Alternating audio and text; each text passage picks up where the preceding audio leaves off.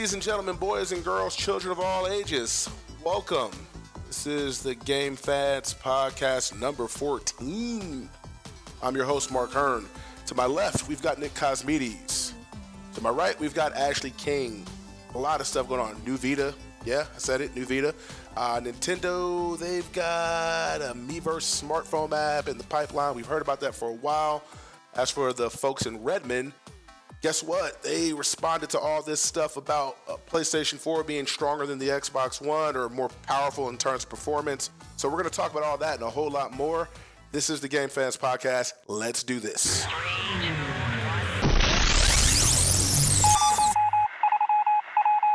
Let's start off with the folks at Sony, because they had a big week. And Nick, you want to take it from here? Sony held a pre-TGS press conference on Monday to announce quite a few things, the biggest being that PlayStation 4 is coming to Japan. I should say is going to Japan, since I'm nowhere near Japan, on February 22nd of next year. Time out. What? Zach Morris style. Time out. That's my 11-year wedding anniversary. Shout out to Mrs. Congratulations. Yeah, well, in advance. Yeah, we're going to make it. Not worried. All of Japan will be cheering for you by waiting in line. Exactly. I think it's interesting they're launching in America before they are Japan. That's really weird, but yeah. For our listeners, if you're wondering, Ashley is tired, and that's why she sounds a little under the weather. That's why she sounds like she's biting her lip as she talks. Yeah. Mark thinks I'm grumpy. I'm not grumpy. Well, I just want to jump through this. I want to jump through this network and hug you. I think we're just innately grumpy when we're sleepy. I think it just is hand in hand kind of thing.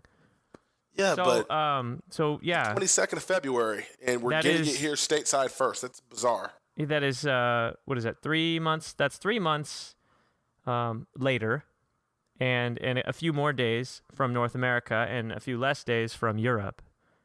So I think it's a good thing. I think it gives Japan the opportunity to embrace their own PlayStation 4 because it will be different. It has, obviously things in the UI have to be uniquely localized, I should say. But also the lineup is going to be very uniquely Japan.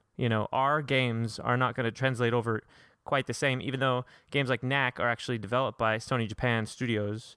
But doesn't it make sense that they're having to do all this localization and stuff? Because isn't this the first PlayStation that was actually built by Sony of America? Yeah, it's a Western machine.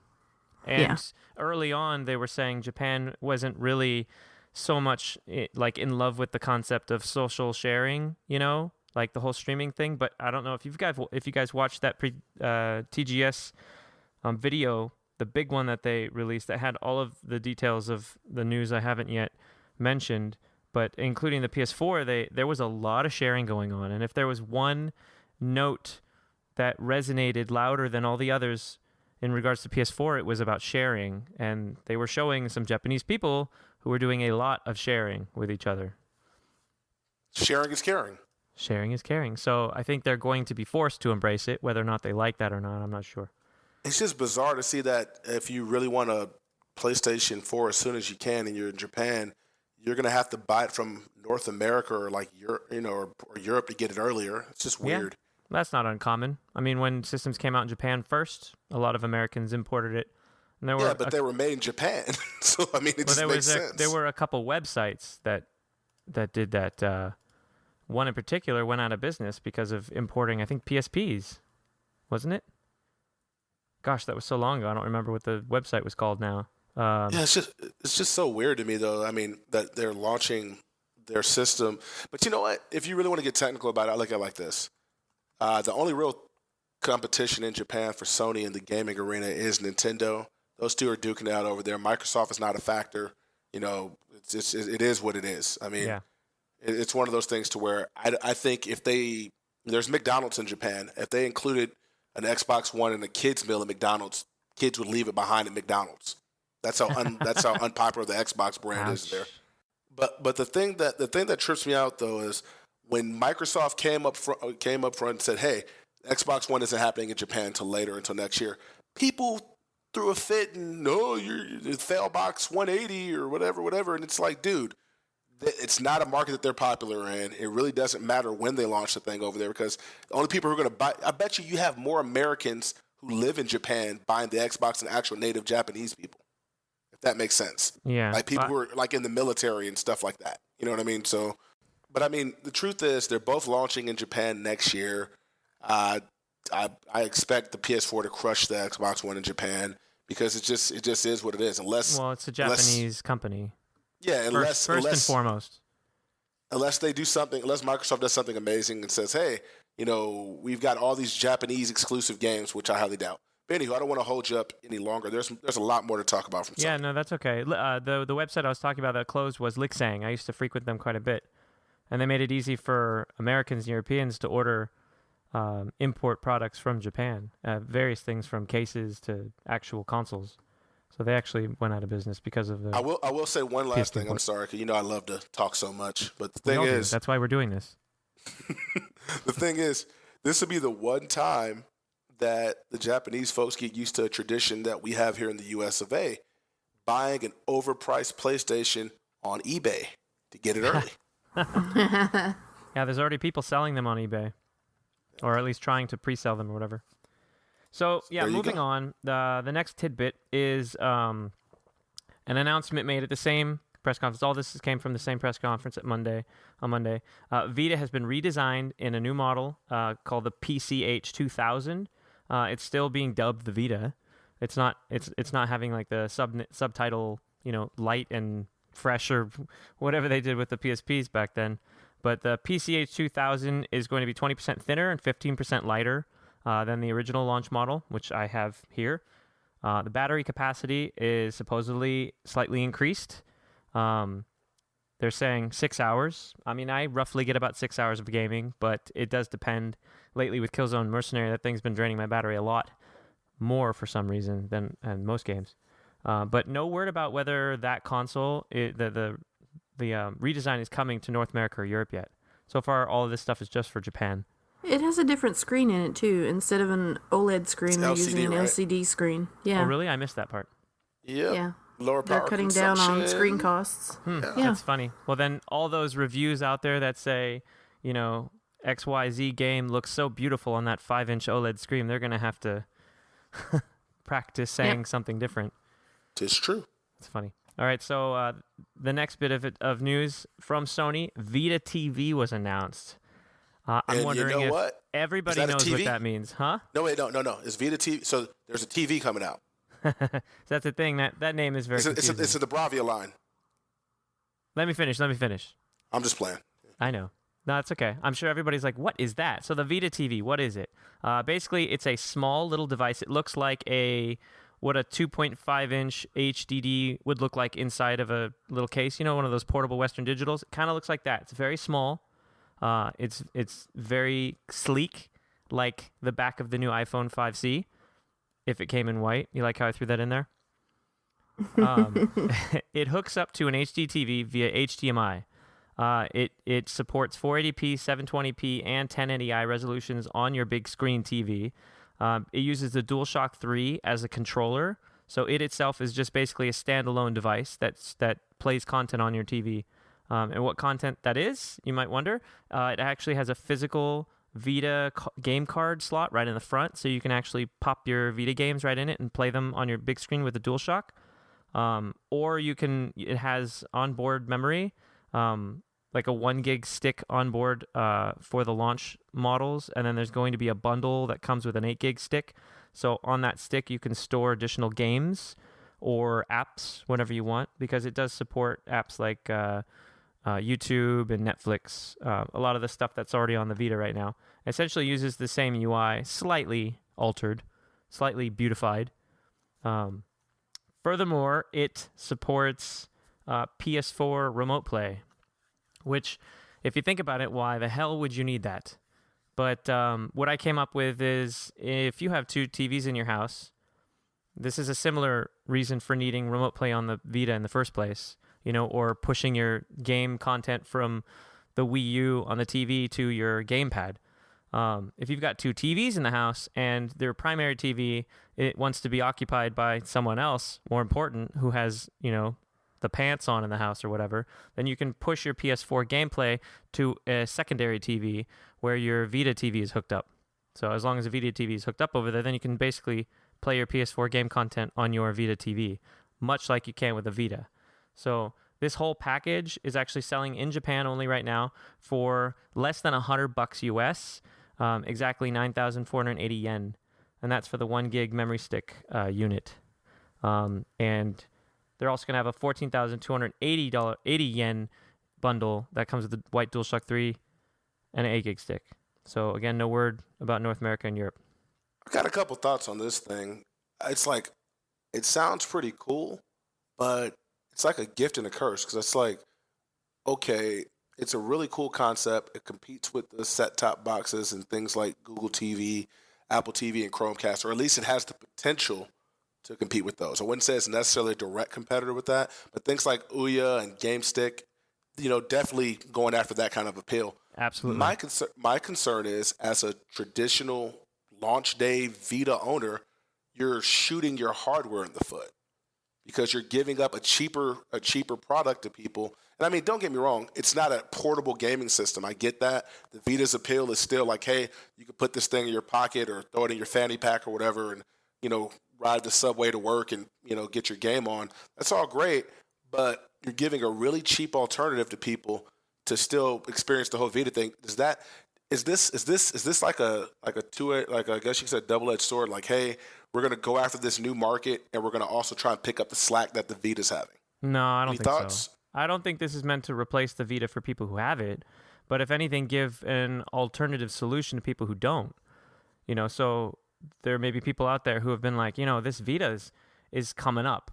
I see a lot of great games like Soul Sacrifice and Killzone Mercenary that are coming out for it, and I've been hearing these great things about Guacamelee, and maybe they don't have a PS3 as well, so they can't get some of those games. Like Guacamelee is on both, but this is just an alternative to that. If they prefer playing games at home, but they want to play Vita games, they can get the Vita TV for half the price. Remember, the Vita's $199, $199 for those that don't understand slang.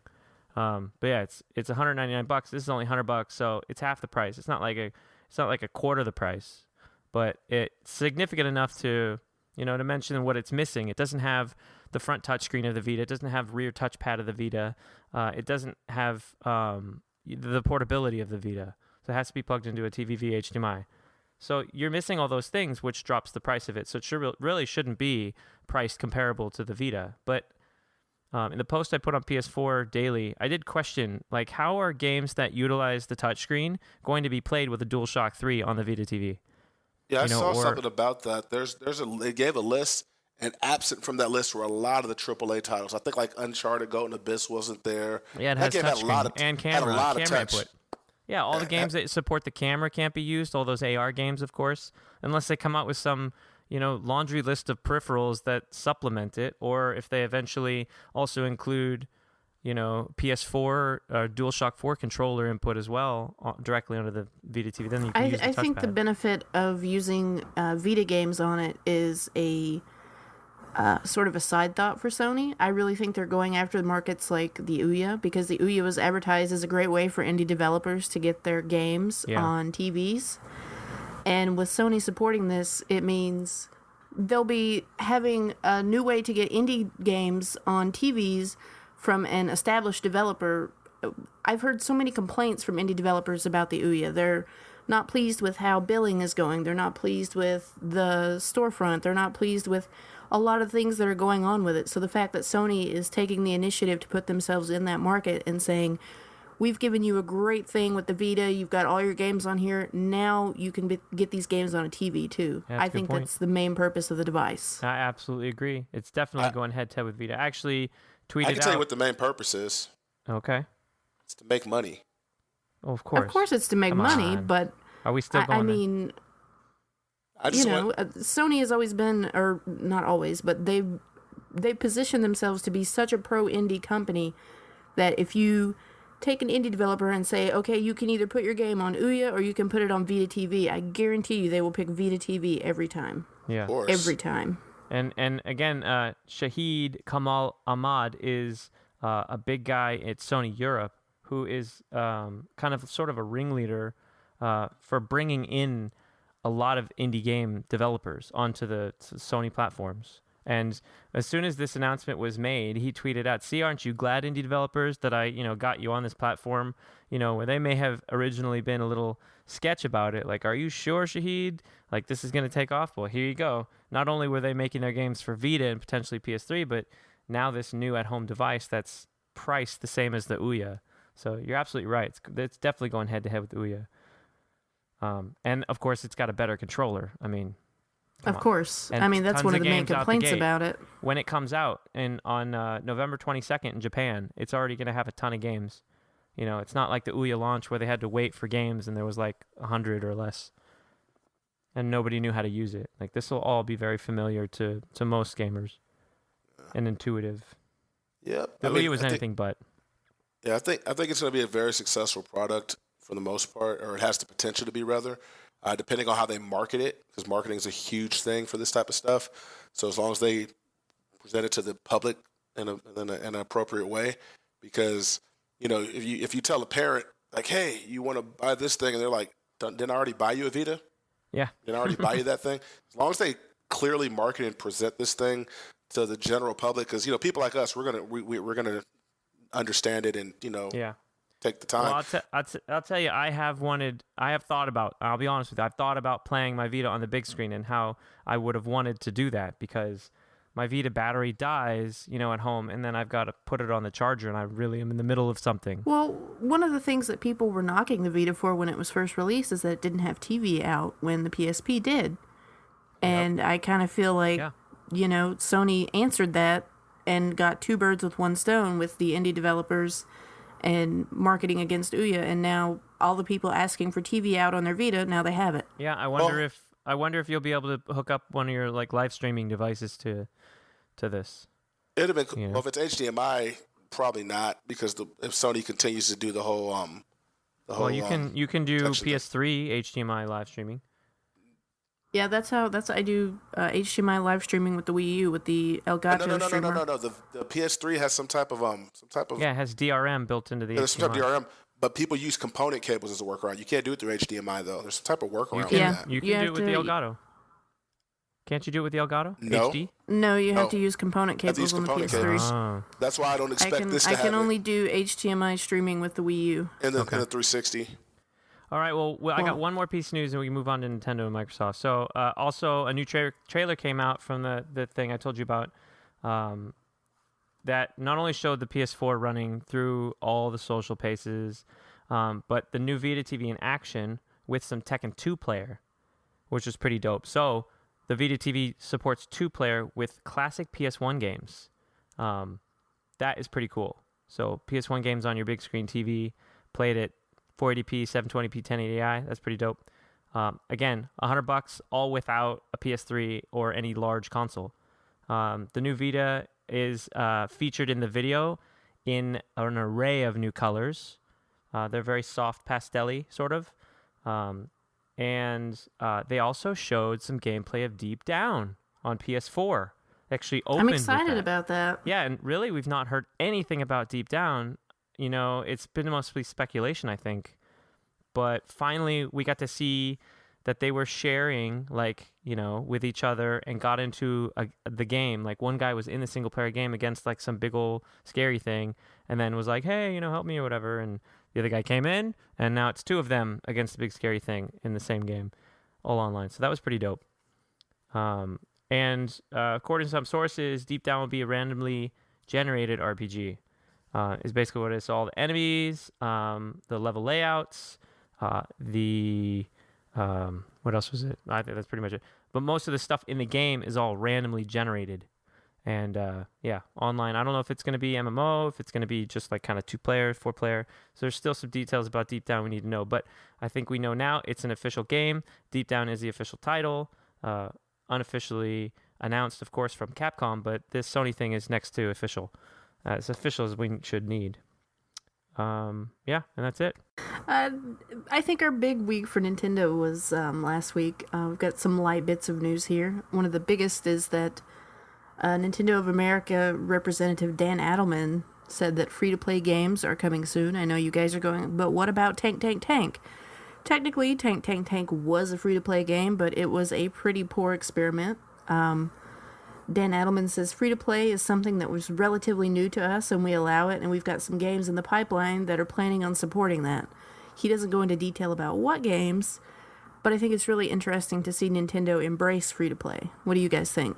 Yeah, I think it's smart. I think there's a huge push for free-to-play going into I 2014. mean, you look at all the free-to-play games that are going to be on the PS4, and you're like, wow. You know, people can really just buy good the ones. console and play those games. Yeah. So that's definitely a big plus. Yeah, I think indie and free-to-play are the two big things happening. I would definitely agree with that. Mark, you want to chime in? I think indies and free to play are definitely the direction the industry's trying to turn.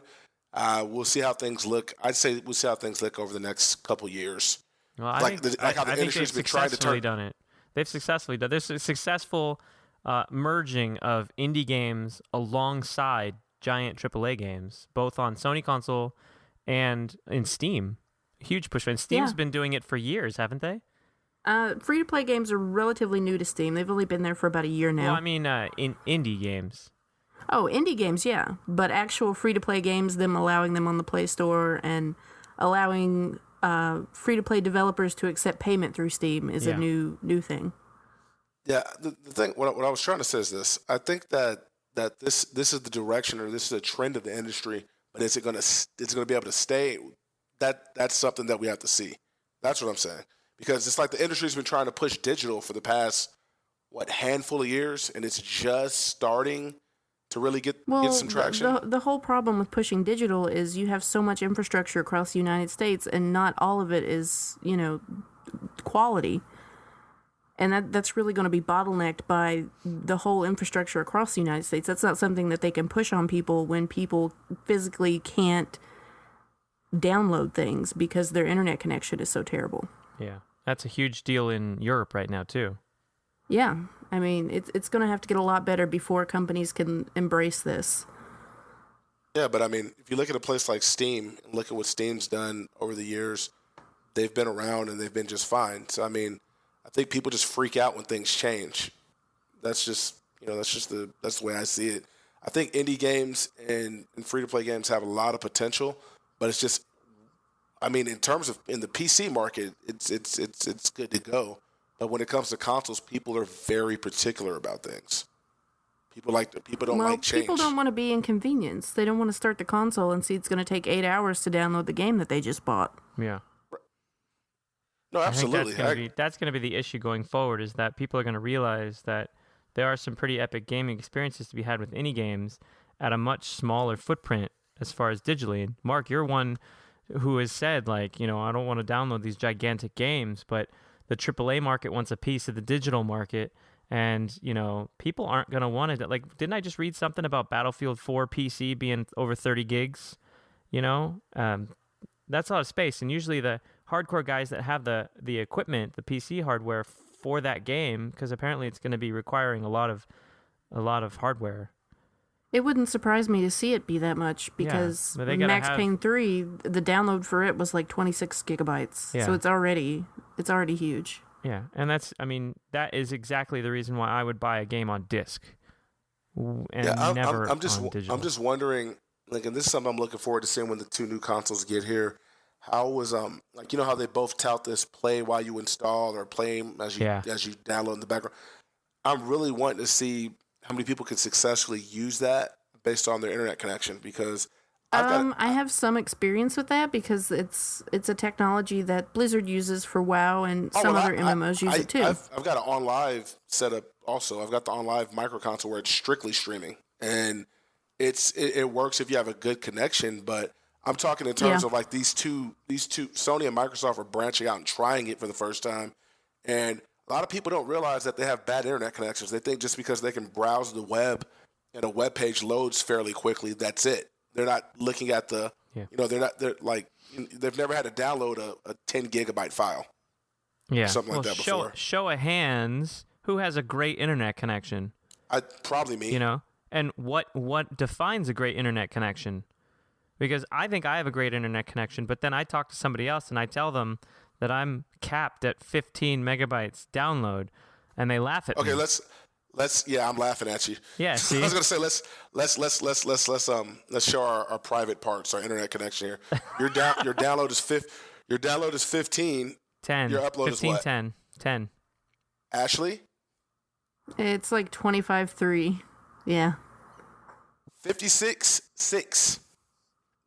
But my whole point in veering away from Nintendo, which we're gonna have to get back to ASAP, was I'm waiting to see when someone's thinking they're gonna play their their Xbox One or their PS4 game while it's installing, and then they get a pause button or please wait message on their screen because their internet connection isn't sufficient.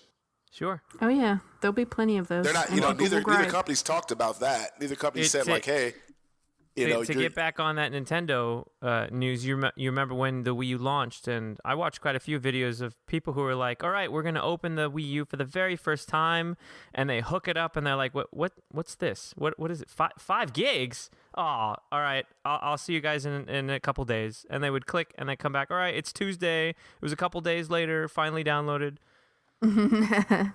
Yeah. When I bought my Wii U, my internet connection was down. There was something where like it wasn't down, but it was like crippled to where it was like 3G speed. Something that happened to like a pole or something out here, and it was the night that I brought my Wii U that it happened. I went to hook it up. I knew about the huge download.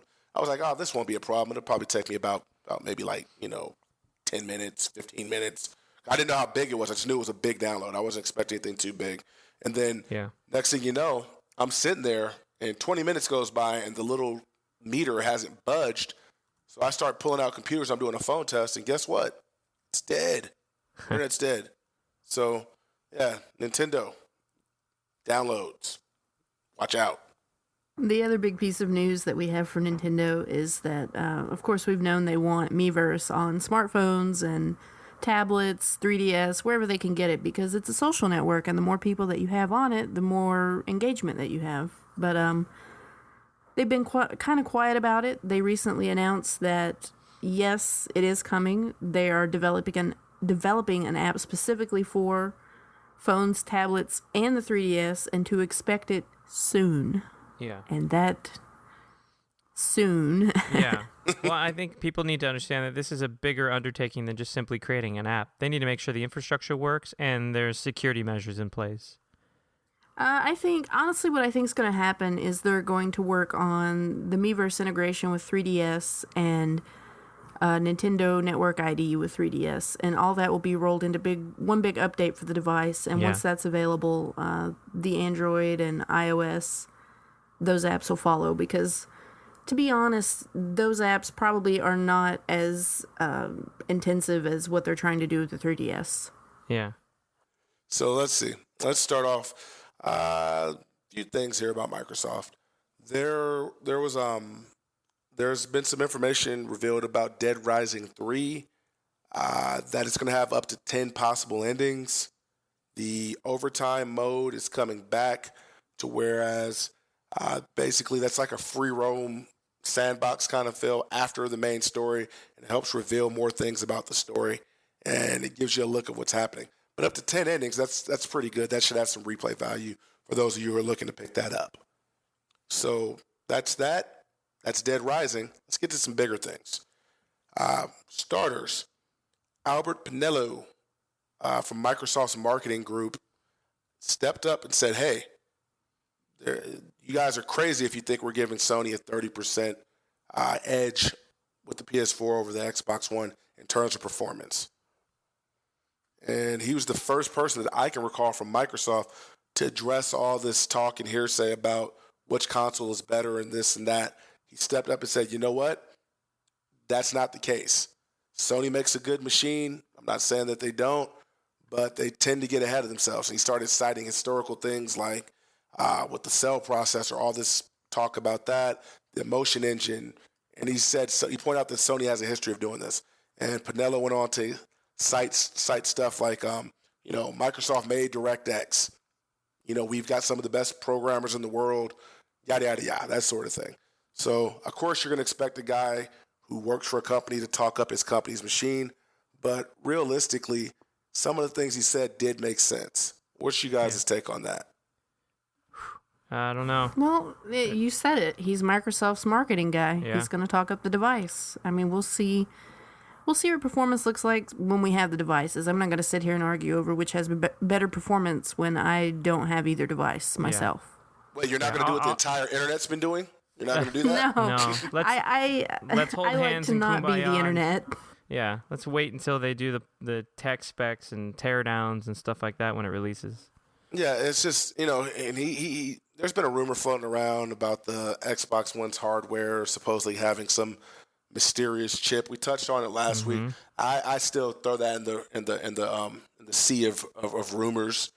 But and I would think if that's true, why not tell everybody? Well, part of this elaborate rumor is that there's some type of NDA agreement on the actual hardware, and it's going to be up at the end of the month. I'll go on record and say I don't believe this rumor. I don't. But if it's factual, great. +1 for Microsoft. But I don't think it's true. Just like how there was some silly rumor floating around like a month or so ago that the Xbox One is going to have 12 gigabytes of RAM. They're upgrading it. No, they're not. So, it's one of those silly internet things.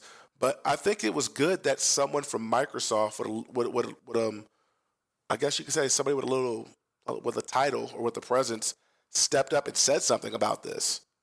That's I mean, whether he's on the money or not, no, but he took a different approach. He didn't say like, oh, well, we're doing this or we're doing that, and it's better because of this or that. He didn't even use the term better. He even flat out said, if you look back historically from the last two machines, games look the same or better on our platform.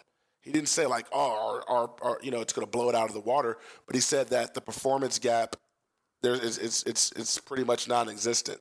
And I mean, it's true. I mean, when you look at it like this, say you have this amazing, awesome computer you've built, but the OS, and you have a 4 terabyte drive, and the OS only recognizes 1 terabyte, or you have 12 gigs of RAM, but your OS only recognizes 4 gigs of RAM. Hardware can only do so much. You do need software. So I get what his point was, but I mean, like you guys said, we just have to wait and see. One weird bit of news did happen. I wouldn't even call it so much news. It's just something. Some guy who appears to be maybe a teenage kid has an Xbox One at his house, chilling, fully functioning Xbox One. Who knows if it's some kind of dev machine? Who knows if it's the retail product? Who knows? But he shot a video walking through the interface, and we've heard about the interface. We've seen little snippets here and there, but he showed the interface, did a video of it, showed his face briefly on the video, and then it kind of like seemed like he had one of those, oh crap, I just showed my face moments and pulled the camera away. But he did a walkthrough of the dashboard, which looks very Windows 8-ish, and that's going to be hit or miss for some people. But at least what he showed, and I mean, there's maybe it's not a finished product, maybe it is. Looked very familiar if you're a Windows 8 user. Video, he eventually pulled the video, but the Xbox One that he filmed and showed, it looked like it had been sitting in that house for months. It was fingerprints, dirty, and scuffs and all kinds of things on it. So it's like, is this Major Nelson's nephew or Steve Ballmer's nephew? Somebody's going to probably get in trouble. Somebody's getting in trouble. I swear I've heard this before with the Xbox 360 when it launched. Am I sorely mistaken? Because I swear back then there was like the same thing where somebody's son or nephew or whatever, they had not that I can recall the 360 in the home before they were supposed to, and there were some pictures taken and they put them up and they weren't supposed to do that. Well, here's the thing. Major Nelson has gone on record, and those of you who don't know Major Nelson's Larry, Herb. Yeah, that guy, he's openly said that he has an Xbox One at home and he's testing it. I believe Phil Spencer said it, and Albert Pinello, the dude who just talked about, he's gone on record to say he has one at home. He's actually tweeted a picture of his setup playing Rise Son of Rome. So, it's already been known that Microsoft employees have it in their house. So this is what makes people wonder, was this kid somebody's, was this kid parents or whoever he lives with, are they, he obviously it suggests that the guy who shot this is a kid or a nephew or brother or somebody who works for Microsoft. And they're all supposed to be following an NDA about hardware as well. I'd imagine so. And stuff's just sitting in dude's house. Anybody could break into it and take it. Like, that seems pretty risky. But it just seemed like he did something he shouldn't have did. The guy pulled the video, but of course, once you put something on the internet, it's there forever, eternal. Yeah, it's never going away. So, a bunch of people downloaded it and posted on their own, and Microsoft hasn't said anything about this. But the guy did a walkthrough. I mean, it wasn't nothing earth shattering, but it was just cool to see it in a real world setting, and what I would like to call like an untamed, unrestricted setting, to whereas there's nobody in a rehearsed setting on a stage with simulated screens or something like this. This is really happening. So, it was cool to see. Did you guys see the video? No, I haven't seen it. I saw the video, and the interface looked just like the Windows 8 start menu, and I don't want that. So yeah, I mean, the thing is, it looked like that's what I'm saying. It looked exactly like the Windows 8 setup. But the thing is, who knows how far along in development it was. One thing I can say, a lot of the tiles had things like beta, or they weren't they didn't work. So I mean, who knows how far along? 'Cause they might give it a little more polish. I'm not big on Windows 8 personally, but from using it with a controller or using it with voice command or hand gestures, I can see how that would kind of work. But I mean, I don't. It's a video game console. It's not a desktop or anything. So, I mean, I'm willing to give it a shot and see. Mm-hmm. But yeah, I mean, between that and Mr. Pinello stepping up, talking about you don't want none of this. It's pretty much it for Microsoft. Let's talk about some Q&A. Anybody get any interesting questions from our readers? Anything like that? Anything going on? Or any awesome comments, any shout-outs you guys want to give? Yeah, I found a comment on WiiUDaily's podcast 13 that I'd like to read. Go for it. So Adrian on the podcast in the comments says, the first thing I'll do when I meet a woman is ask her age. P.S. Cool accent, Ashley. My first time listening. So this is a first time listener. And he says that. And then he says PS2, meaning PSS. Hells yeah, Nick, I own a Prius also. So I know exactly what you're saying. So thank you, Adrian, for your comment. That was awesome. Prius power. Prius power, power to the Prius. And yeah, Ashley does have a cool accent, doesn't she? Well, when she doesn't sound so tired and cranky. Yeah. Exactly. She's over there just stewing in anger. Yeah. So there's lots of great comments, I think, especially on WiiUDaily. We've got a few on PS4 Daily, and there's a few on Xbox One as well. So okay, well, Adrian, you've got the comment of the day. Thank you very much. Yep. Yeah. I did have a question or two. Yeah. So I wanted to ask you guys, is there anything wrong with the first generation Vita, since we all have one, that would merit upgrading to the new one, if you want to call it an upgrade? I'll tell you what's wrong with it. I have it. It doesn't have a bunch of games. Well, that's not true. So moving on. It's very Speaking true. specifically of hardware, no, there's nothing wrong with it hardware-wise. Yeah. What about software, Ashley? It has a superior screen, so no, I would not upgrade my Vita. I do wish the memory cards were cheaper. That is my only gripe. Well, they dropped them, right? $20? That is not a significant discount, It's Nick. a significant discount, Sony. Isn't that what you said? Yeah. But seriously speaking, though, no, I wouldn't buy another one. I'd keep the one that I have. The original one is for the most part better, minus the little bit of heft, but I'd rather have the better screen. And like this, the only time I'm investing in my Vita going forward is buying software for it. And if the memory cards ever stop costing $1 million, I'll buy a bigger memory card. This sounds like a more appropriate Q&A time, specifically for you, Mark. What kind of game do you want to play on your Vita? Because there are a ton of games. There's hundreds of games on the thing. How about we get Mark Mark is a shooter gamer, so I don't know why he's not playing Killzone Mercenaries. I love how you just throw me in this little box, which is so not true. Mark is a shooter gamer who's been playing DuckTales Remastered for the past 2 weeks. what you were looking most forward to on Xbox One, and you named off like 5 games, and 3 of them were shooters. Yeah. Let's correct this now before we start mislabeling Mark. Here's the thing. You asked me, I said Dead Rising 3. Yeah, that's a shooter. Forza 5. Yeah, that's a shooter. I'm like, and then I said the new Madden. Yeah, that's a shooter. You already got the new Madden. No, I'm gonna get it. I'm doing the trade and upgrade thing though. Oh, okay. And then after that, I said Call of Duty, and I said Battlefield. And then you also said, I said Titanfall, so that's 3. 3 of 6 are shooters. Yeah, because you're talking about exclusive games though too. I'm just saying, Mark. I'm not a shooter gamer. Shooty games. So back to my question. You're a PC elitist who thinks that iOS games look great on the big screen. There, I said it. Yuck. Now you're putting words in my mouth. Yeah, that's a low blow right there, buddy. Yeah, it's like, hey, because I don't get off on Hotline Miami like everyone else does, doesn't mean I'm a shooter gamer. There, I said it again. What's so wrong with being a shooter gamer? Sting, Ashley. Sting. No. Burn. There we go. I messed that up completely. Burn. There we go. No, but again, back to my question, Mark. What kind of game are you most interested in playing on the Vita? Shooting.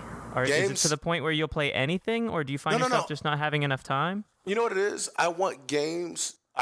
Sony has some of the best some of the best studios on the planet when it comes to making video games.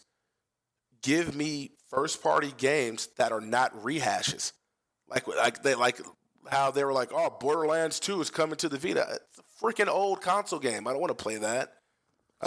You are talking because I'm trying to get to the bottom of why you think there's no game. So give me another Uncharted game that's a full Uncharted game that has multiplayer. Give me that.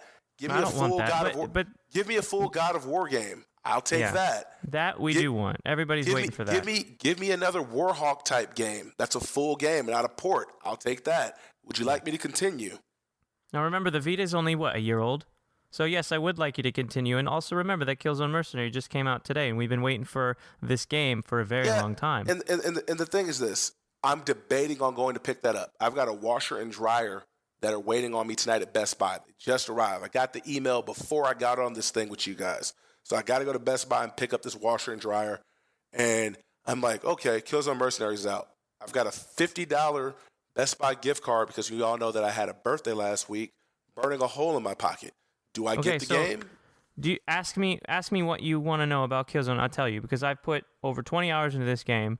I've got all the intel in the single player, and I've played lots of online. I played the multiplayer beta. I played that already, and I've checked out reviews about it. I know other people who have the game. I know other people. This is what I've been told, and you can. I don't know if you're a shooter fan or not, because according to Ashley, that's all I play. So I'm really critical about them.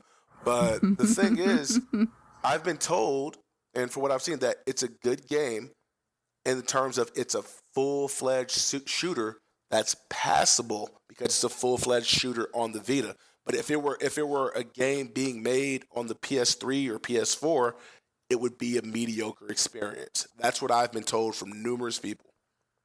Well, told by, not told from, told by. That's what I've been told. It's a mediocre experience, but it's still fun. So that's what's making me think about it. I would say it's better than a mediocre experience, but it's definitely not great by any stretch of the imagination. It was tailored for the Vita, but it's a PS3 Killzone game, but tailored for the Vita. And I don't like Killzone as a franchise either. Okay, well then you shouldn't buy it. Like, why are we even talking about Killzone then? Yeah, you're the one who brought it up. You're the one who brought it up. Yeah, I did, but then you said you were interested in. We don't need to go back in time. Yeah, so there are lots of great indie games on the platform. I didn't say indie. I said I know. game. I'm continuing. Indie games are games. Like Guacamelee is like a Metroidvania game that is crazy fun. That should be able to run on a Nexus 7 most likely, huh? No, it runs great on Vita and PS3, and that's where you can download it and play it. But the game, you cannot get it on a Nexus 7. I'll tell you this: I've never played that game before. I would never want to play a game like that. Like, would you want to play Metroid without physical buttons? You can get controllers for your tablets. That's not hard to do. That's not the point. It's like it's here. It's on something you own right now. Ashley, you love indie games more than the next gal. This game that he's talking about, have you played it? Yes, I have. Can it run on a Nexus 7?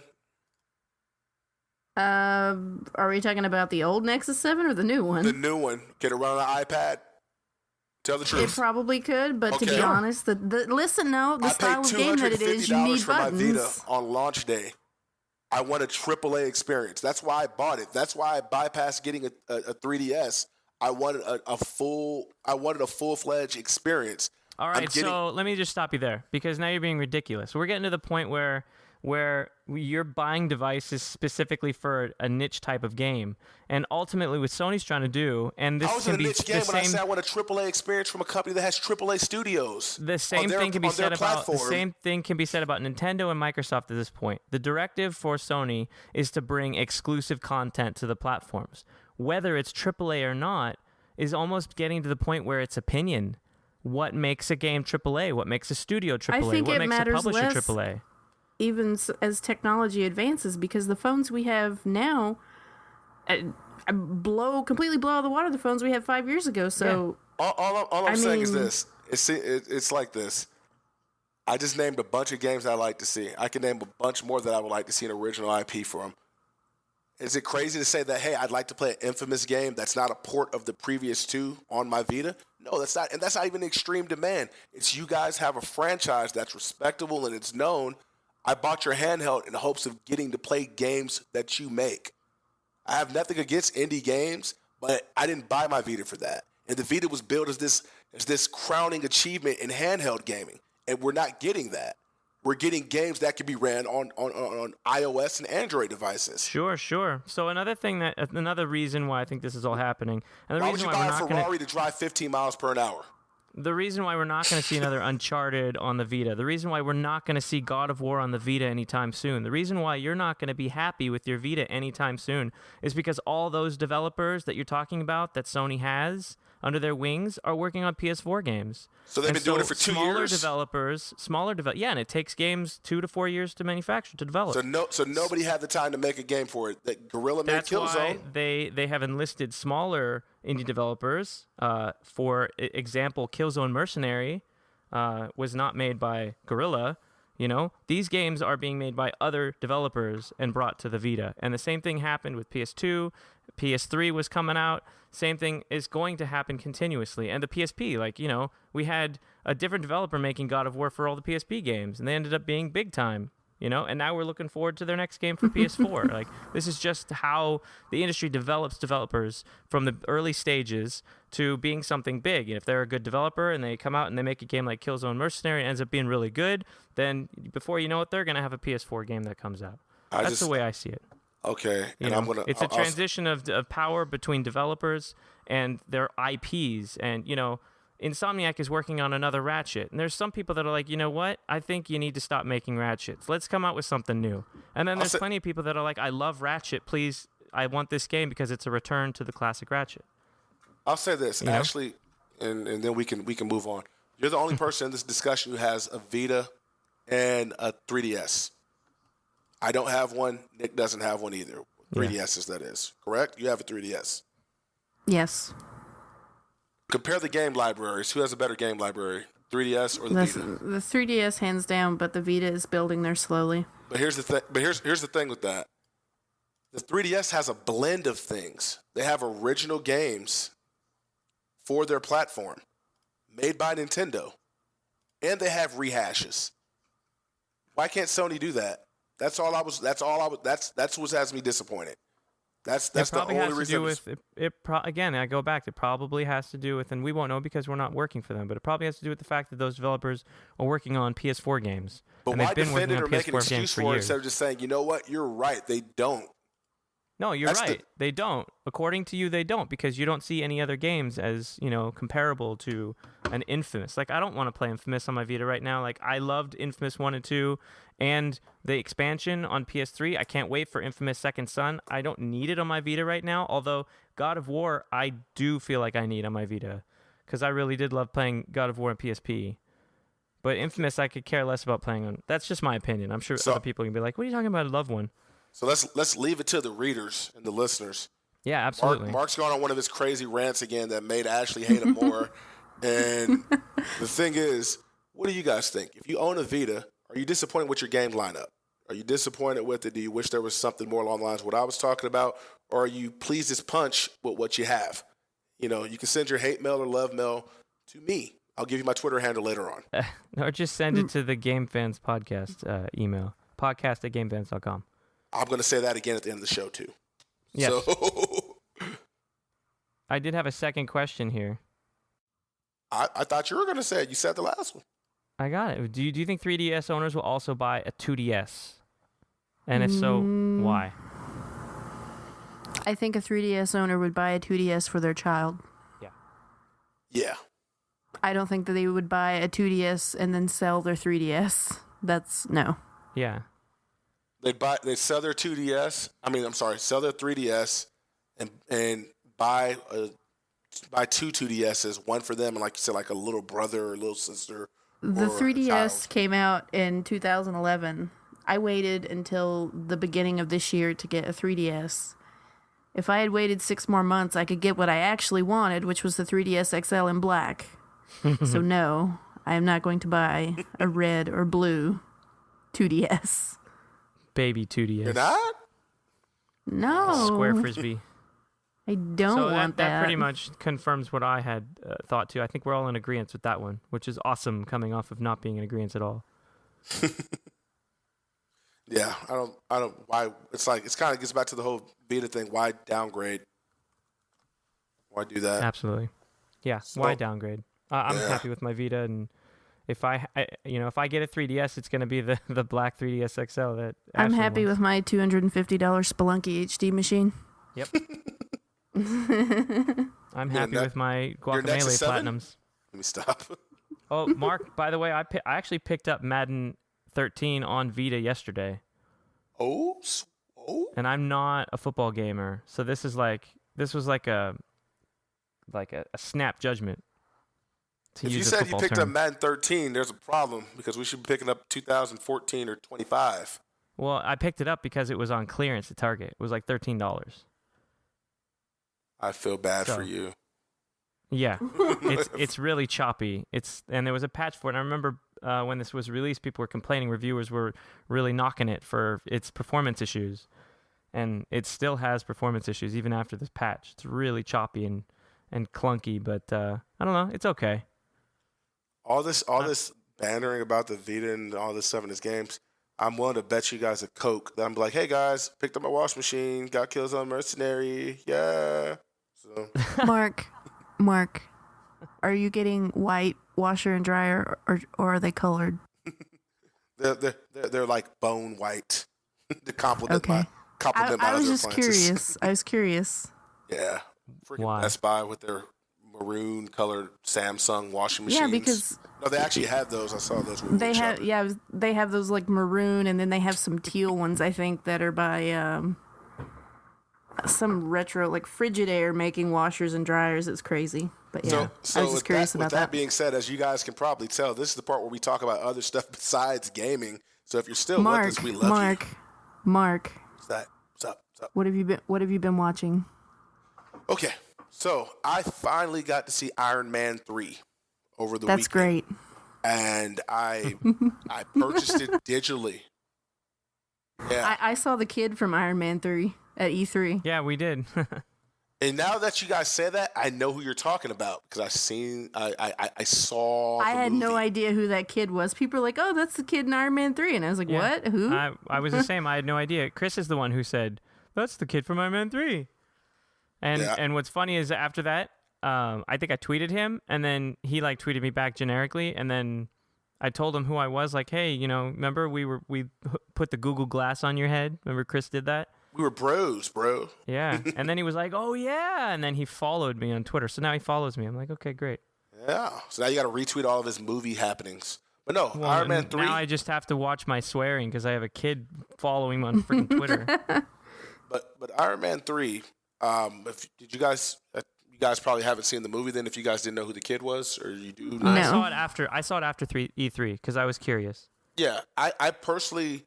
It got mixed reviews. I personally enjoyed it. I mean, it had that feeling that you could tell Robert Downey's contract was in question, which it supposedly was, because the way things went and the way it ended, You know what I mean? Like there was rumors that he wasn't going to come back or he was going to have to renew his contract, which he ended up doing like shortly after the movie released, and they're doing a new Avengers movie. But I liked the movie. I thought it was cool. I finally got to see The Last Iron Man because at that time my daughter was like a few months old and we needed babysitters. It just didn't work, so never got to see it. Got to see it. Thought it was cool.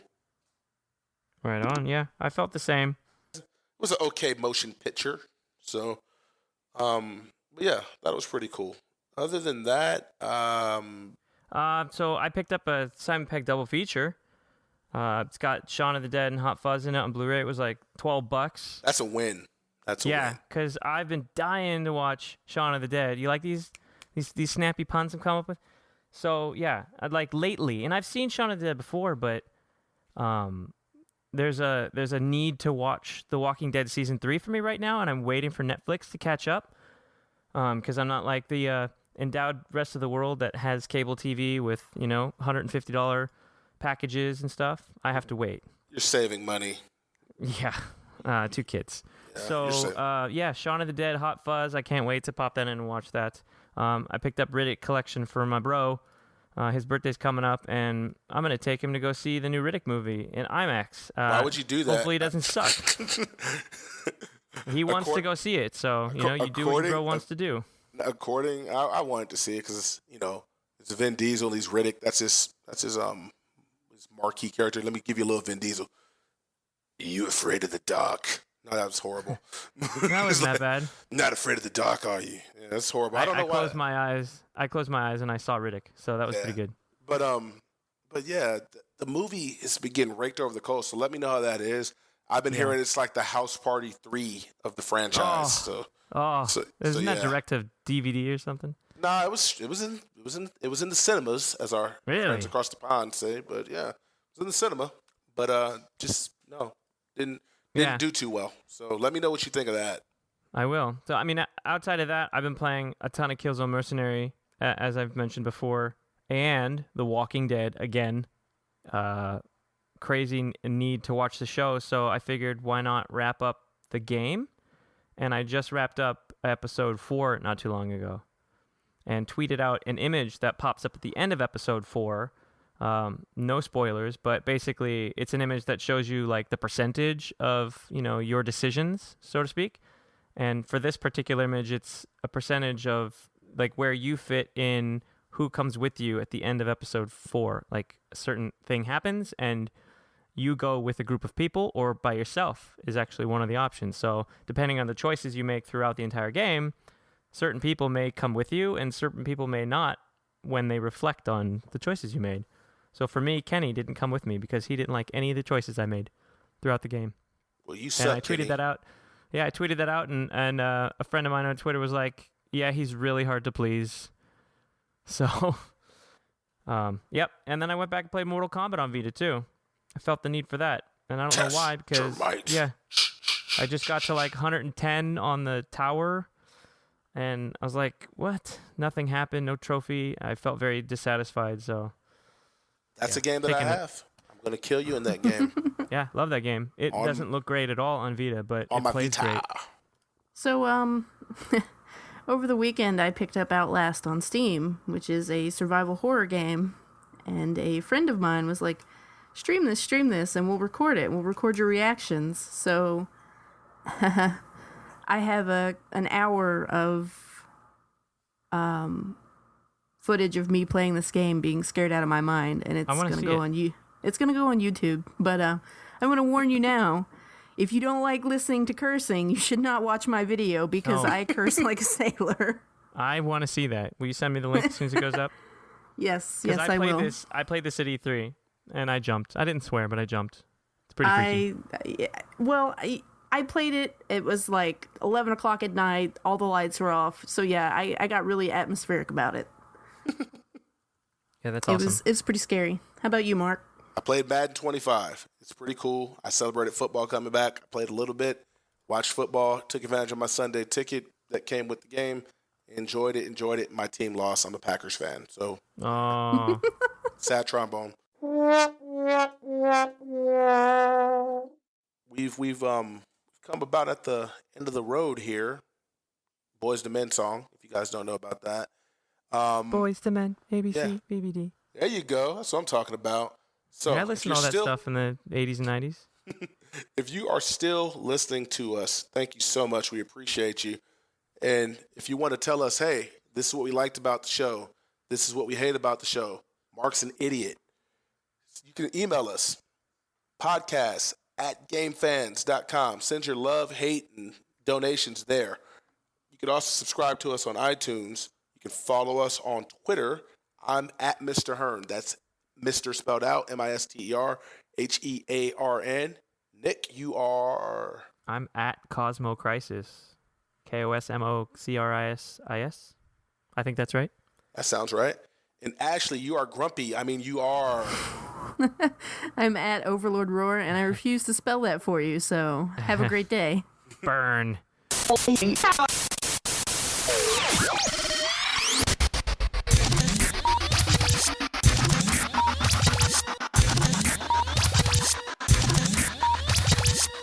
You afraid of the dark?